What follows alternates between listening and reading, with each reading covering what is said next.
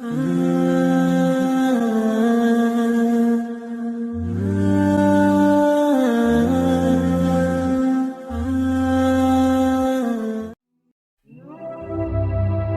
زندگی میں ایک چیز سیکھی ہے کہ انسان کو کوئی چیز نہیں ہرا سکتی کہ جب تک وہ خود ہار نہ مان لے۔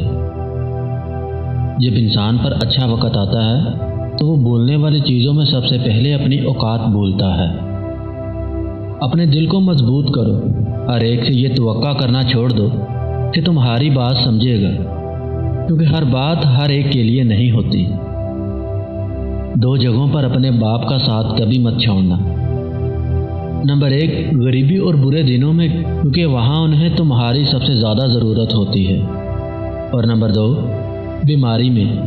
والدین بچپن میں ہمیں پیار اور لاڈ سے بڑا کرتے ہیں، جب وہ بیمار ہو جائیں تو ہمیں بھی چاہیے کہ ان کا اسی طرح خیال رکھیں۔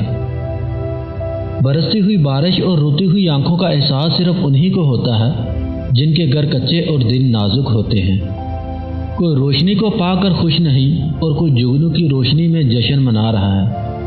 خوش رہنا ایک ہنر ہے جو ہم سب کو سیکھ لینا چاہیے۔